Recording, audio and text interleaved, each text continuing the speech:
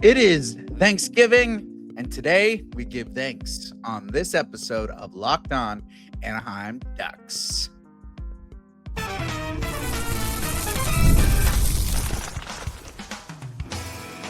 You're Locked On Ducks, your daily podcast on the Anaheim Ducks, part of the Locked On Podcast Network, your team every day. Hello and welcome every day. Thanks for making Locked On Anaheim Ducks your first listen. I'm Kyle Carr. Welcome to Locked On Anaheim Ducks, part of the Locked On Podcast Network, now the #1 sports podcast network. I am a longtime Anaheim Ducks fan. I've spent multiple years covering collegiate sports, including college hockey. But here every day on Locked On Anaheim Ducks, we're talking about the NHL, Anaheim Ducks. And I want to say happy Thanksgiving, everybody. Hope you had some fun, gotten full of some turkey and some stuffing, mashed potatoes, some sweet potatoes, maybe some yams, maybe some cranberry sauce, some gravy, I hope you all enjoying it, whatever it is that you had out there today on this wonderful Thanksgiving, and you got some time with some friends and some family and all that stuff, and you got to watch some amazing sports. Well,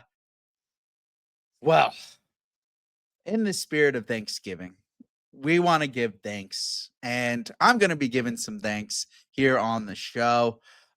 We've got, of course, everyone is excited for Black Friday, getting all the deals and stuff tomorrow morning. And there's also a big Black Friday battle between the Ducks and the Kings. We'll get into that at the end of the show. And then before all that, we're going to give some thanks. And first, I'm going to give thanks to 3 current Ducks players that I'm thankful for. And then later, I'm going to do 3 Anaheim Ducks events that I am thankful for. So that is kind of the rundown of the show on this Thanksgiving. Nice and chill. Perhaps you're listening to this on Black Friday, getting ready for the battle against the Ducks and Kings. So we'll get through all the Thanksgiving stuff here first and then get into Black Friday. And now for my 3 players, I'm going to call this the Thankful 3, the Thankful 3 players and the Thankful 3 events. And for the Thankful 3 players, I could go down the entire Anaheim Duck roster and just that could be the list.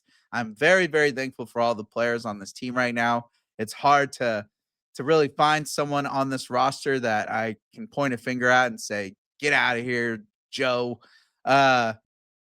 Not today, not on Thanksgiving. Everyone's welcome. But really, it was hard. I was going through and I'm like, man, who do I pick as the 3 that I'm thankful for, that I'm going to give acknowledgement to? I mean, you've got Beckett Seneca, who came out and is on the tear to be the Calder candidate, just continues to get points. You got Cutter Gauthier, who's been scoring like a madman, also just coming out of the woodworks, putting in the work. You got Jackson Lacombe playing on the back end.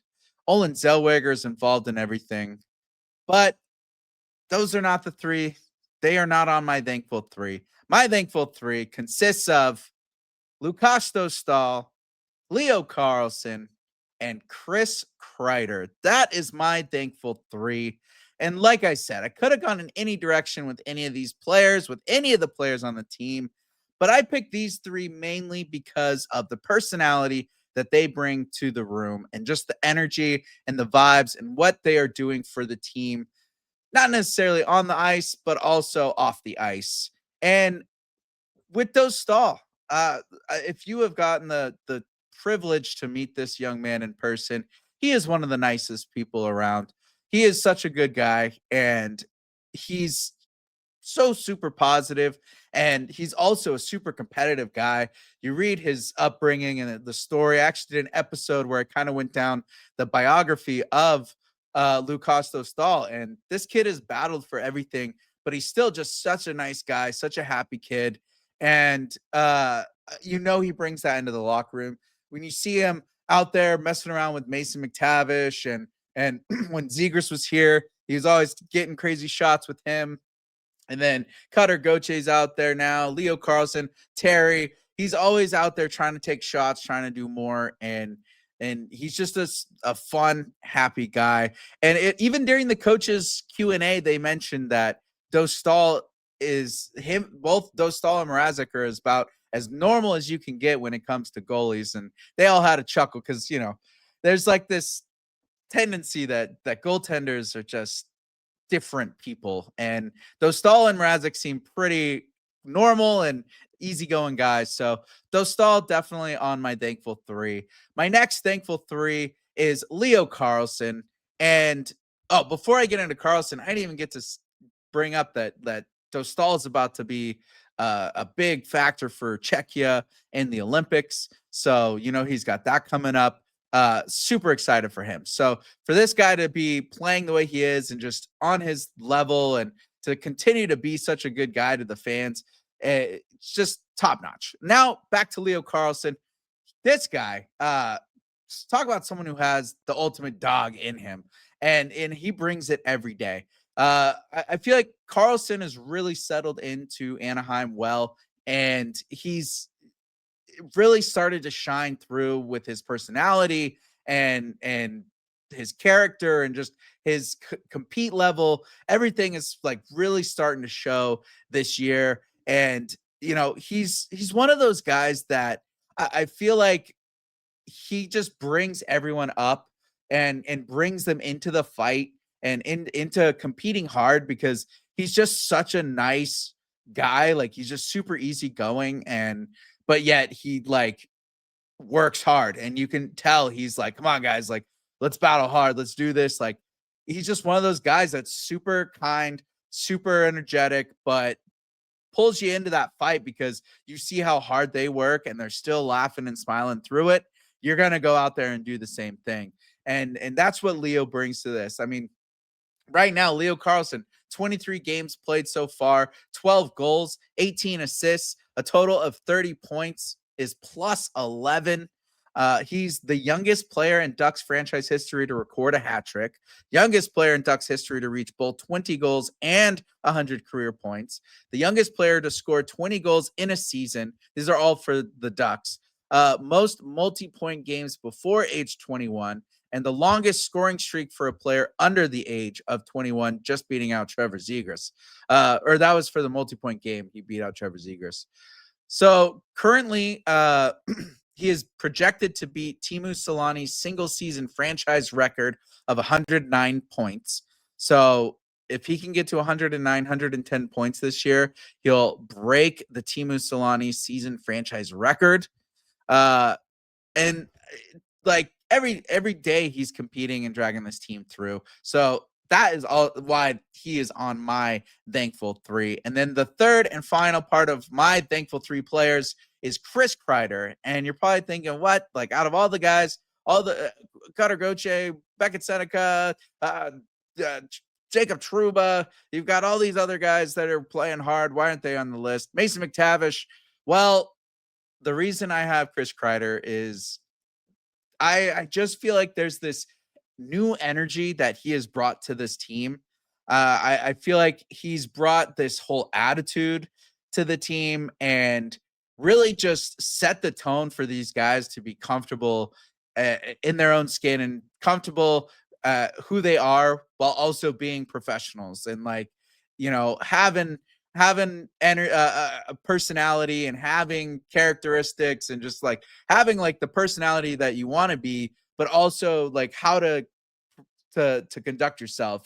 Coming from New York, like that's a very tight organization, and there's just a lot of that big city style that they teach you. And I mean, we already have a lot of New York guys on this team, so that definitely helps as well. But I think Chris Kreider just really rounded it out and brought this whole new like swagger almost to the players, and you can see it in the game win celebrations and goals and just the energy that he has. And he's always rocking the no shirt in the locker room, and every single time they cut to the locker room camera, he like knows it and he walks across the screen just walking through. But he shows the guys like what it takes to win and what, like, how to, like, have that kind of confidence and like I said, swagger to go into the middle of the paint and to get down low and be in those danger areas and really just rile up the opponents, and also how to have fun and be a good person and be a good professional. And I feel like he's like that fun dad where he gets along with the younger guys, but he also like gets along with the old guys. Like it also helps that they're all from New York as well. But they it's just like this rounding out piece that Anaheim now has. So that is why he is in my thankful three. And that rounds out my thankful three players. And I'm just glad that all three of these guys are on the team, and I'm really excited for all of the roster. And uh after the break, we're going to continue giving thanks, and this is going to be 3 Anaheim Duck events that I am thankful for next.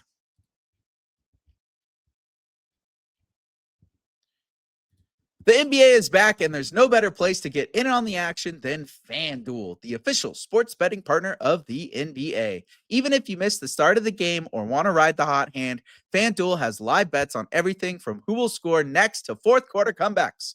Plus, you can even combine your live bets into a same game parlay for a shot at a bigger payout.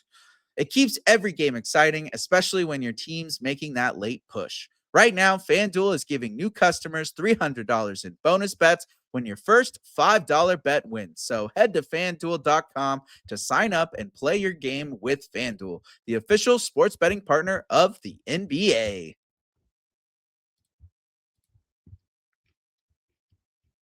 And before we get into the next thankful three, I want to say thank you for making Locked On Anaheim Ducks your first listen of the day. And thank you for making Locked On the #1 sports podcast network. And I'm going to get into the 3 events that I am thankful for in regards to Anaheim Ducks history. And some of you are going to be like, really? Like, come on, low hanging fruit. But obviously, I got to start with the 2007 Stanley Cup win, and then the comeback on Katella, and my third and final event that I am very thankful for is the reacquisition of Teemu Selänne, and we'll get into all that. But first, the Stanley Cup win in 2007, definitely low-hanging fruit. Yeah, I'll give you that. Like, obviously, come on. But 2007, good year, pretty big year for me in my life. And then also to have the Stanley Cup win on top of that, great year. But I mean, come on, the first time that the Stanley Cup ever entered the hands of a California NHL team, and the Kings had been there for how long? Come on, baby. Let's go. I know the Kings got 2, whatever, but we got the first. Mm-mm-mm-mm. But this was a really exciting season, and I'll rewatch the like it used to be a VHS and then a DVD that you would get and you could order after the whole season was done, and it would be all the Stanley Cup highlights and stuff.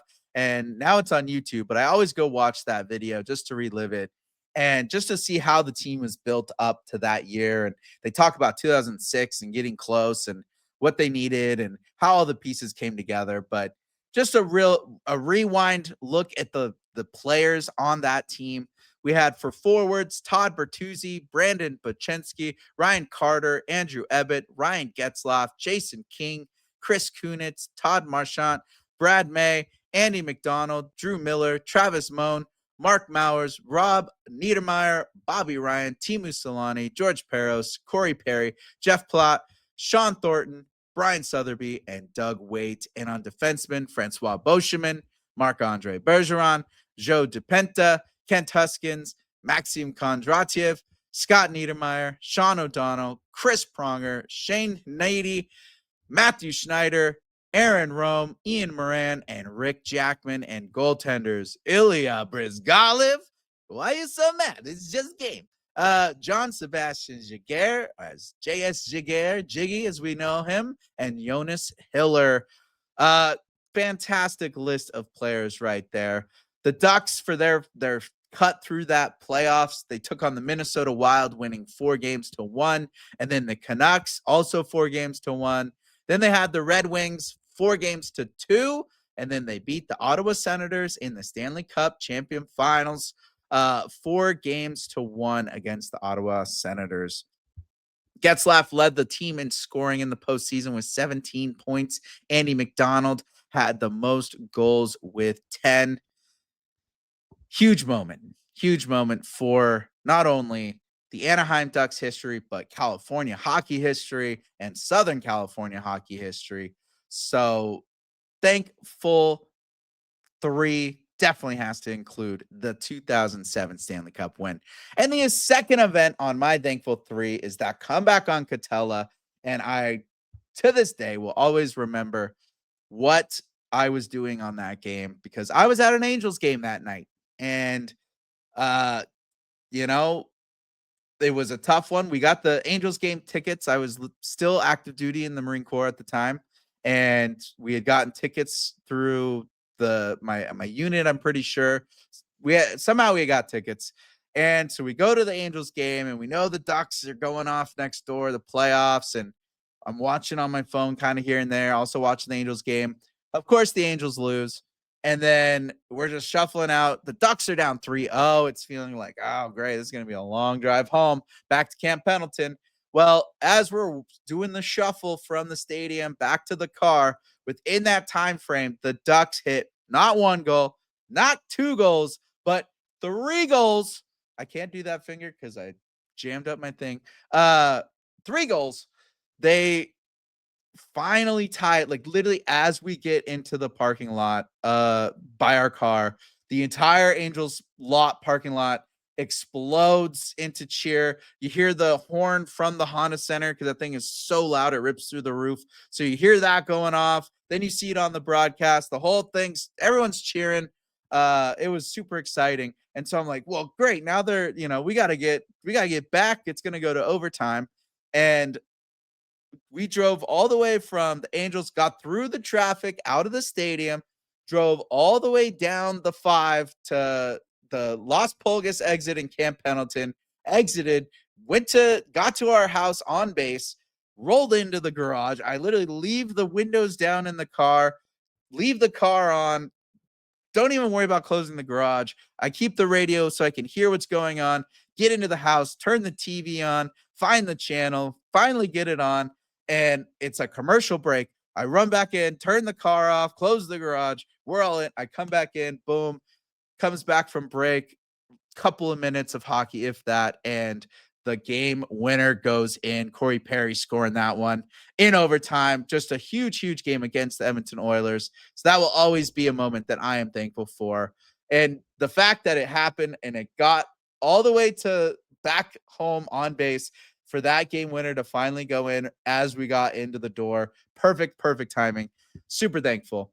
And then my third event of my thankful 3 is the reacquisition of Teemu Selänne. For those of you who do not know, Teemu Selänne was on the team in the 90s for a little while when he first came over. Then he left, went and played elsewhere, and then the Ducks brought him back in, I think it was 2006, if I have my numbers correct, but it was just previous to the 2007 playoffs.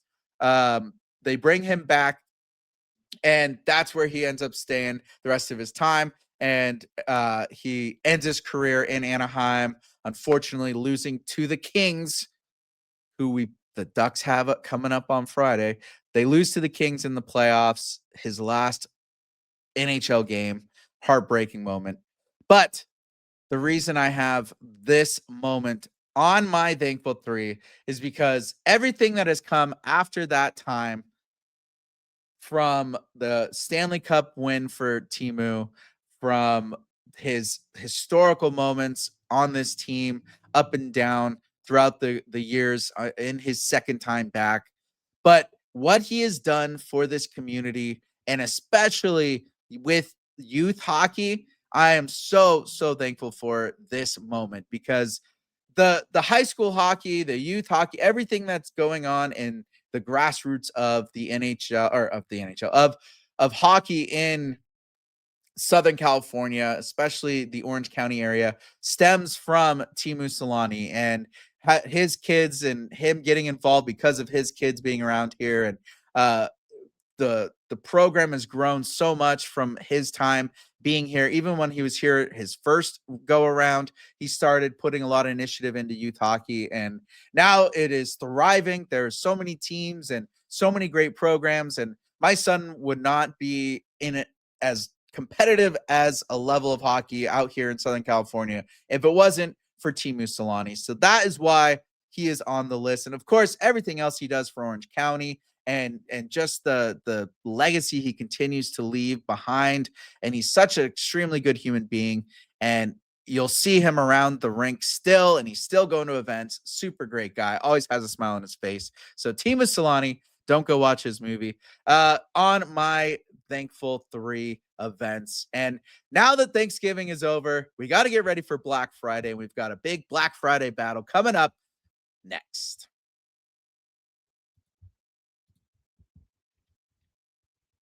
Let's be honest, most of us can't even name all our financial accounts, let alone what they're worth. Between 401ks, savings, and investments, it's easy to lose track, and that can mean leaving money on the table. That's why I started using Monarch, an all-in-one personal finance tool that brings your entire financial life together in one clean, easy-to-use interface on your laptop or your phone. It's helped me organize my accounts, track my spending, and get a better handle on my investments without having to touch a spreadsheet. Don't let financial opportunities slip through the cracks. Use code LOCKEDONNHL at monarch.com for 50% off your first year. That's monarch.com, code LOCKEDONNHL for half off your first year.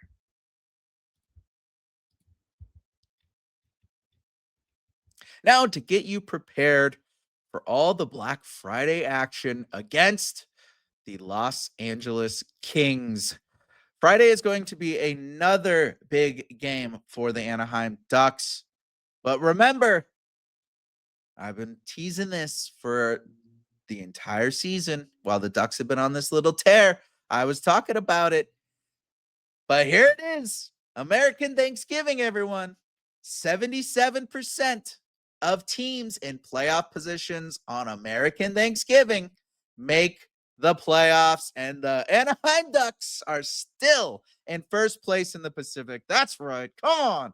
First place in the Pacific, American Thanksgiving. They have not backed down, and they've gotten a little rescued. They lost against the Canucks on Wednesday. However, so did everyone else. So the Ducks remain in first place, but it's not a big gap whatsoever. The Ducks have 23 games played, 14 wins, 8 losses, 1 overtime loss for 29 points. Well, right behind the Ducks are 3 teams that are all tied with 28 points, and that is Los Angeles Kings, the Seattle Kraken, and the Vegas Golden Knights.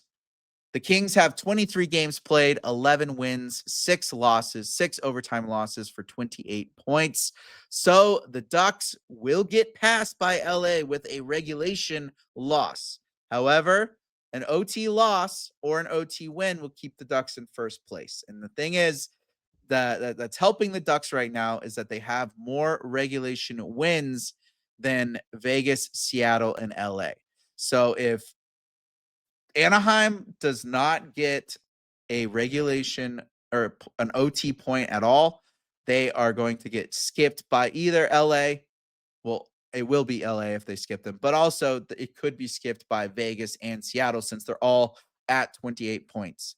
And if Anaheim gets an overtime point, they will be at 30 points. So no matter what, if either of those 3 teams win, they'll all be tied at 30. However, Anaheim has more regulation wins than all of those 3 teams. So they have 14 wins. No matter what, if any of those other 3 teams get a regulation win, they'll have only 12 wins at the most. So the Ducks will have those extra 2 regulation points that will keep them in first place. I hope that all makes sense. It made sense in my head as I went through it. But if they don't come away with an OT point, they will get leapfrogged. If they get a win, they will still remain on top. So this is a big game for Anaheim right now. And even it's a big game for the Kings too, because they're trying to uncrown or dethrone the Ducks right now. So God help us on Friday. Looking at kind of how the Kings are stacking up and what the Ducks have coming up. The Kings have a goal differential of 1, so they're only outscoring their opponents by 1 goal in that total. 11 wins, 6 losses, 6 overtime losses, and a big part of why they are in this position with all these OT losses is the goaltending. That is a huge thing that is saving them right now. Darcy Kemper, 16 games played, 8 wins, 4 losses, 4 overtime losses, a .910 save percentage, and 2.3 goals against average. Their backup, Anton Forsberg, he's been playing pretty well as well. 7 games, 3 wins, 2 losses, 2 overtime losses, 888 save percentage, and 2.94 goals against average. So their goaltending definitely keeping them in fights that they possibly shouldn't be getting points from. So Ducks definitely need a crack. That's kind of what has any time that a goaltender is hot against Anaheim, that's when they lose, because the Ducks are basically guaranteed to give up 2 goals a game, like at least 2 goals, 3 goals a game. You're gonna have to fight through. And that's where Anaheim's going to get trouble if they can't figure out how to score on a hot goaltender. But back to the Kings here, their power play down in the dumps. They have 15.1% on the power play, putting them 26th in the league. Their penalty kill is 12th in the league at 81.3%. And the Ducks have been struggling on the power play lately. So, not looking like special teams is going to really help the Ducks unless they can really figure out how to get set up and really have that possession in the defensive zone during the power play, because it just seems like the Ducks cannot get their formation set up whatsoever when they're on the power play. The Kings do take an average of 29.04 shots per game, and they give up 26.09 shots per game. So getting a little bit more shots than they're giving up. They're stepping in the lanes. They're not letting players kind of get to the goaltenders. So Ducks definitely need to work hard on in this one and utilize, that puck movement. Try to use those short 3 to 5 foot passes and open up the defense and really get the cycle movement going and hem these guys in. Because that goaltending, if you can get them off their mark, that's what's going to lead to goals in this one. The top point getters for the Kings, Adrian Kempe, 20 points, 7 goals, 13 apples, followed by Quinton Byfield with 17 points and Kevin Fiala with 16. And Corey Perry right there is next with 13 points. Good Lord, Corey Perry. Kevin Fiala leads the team in goals with 9, followed by Adrian Kempe and Corey Perry, both with 7 each. So definitely weird seeing Corey Perry in a Kings jersey. He's returned to Anaheim before in a different sweater, but this will be the first time he has come into the Honda Center wearing a LA Kings jersey. And with what that man did to the Kings back in the day, it's a very, very weird relationship. But I guess, it's good that the Ducks are playing the Kings on Black Friday, since this is basically a discount version of Corey Perry and the Kings and what we've seen out of the Kings. I think they're kind of fighting through games and getting themselves points through these OT losses, but Ducks definitely need to be on their A game. And I think we've seen when teams look like they're going to be a tough team, the Ducks usually step up pretty good. They stack up nicely against these top teams, and I expect a good battle, but if the Ducks can finally get the first goal, just get the first goal, get a 2-goal lead off the hop. If they could, that would be so nice, but don't expect it. It's probably going to be a Kings goal first, but I'm not a betting man for that exact reason. Thank you, though. I hope you had a great Thanksgiving. Thanks for listening in on Thanksgiving, and enjoy your Black Friday and enjoy the battle, the freeway face-off against the LA Kings. And thank you for making Locked On Anaheim Ducks your first listen today. For your second listen, check out the all-new Locked On NHL Game Night. Every game, every night until a Stanley Cup champion is crowned.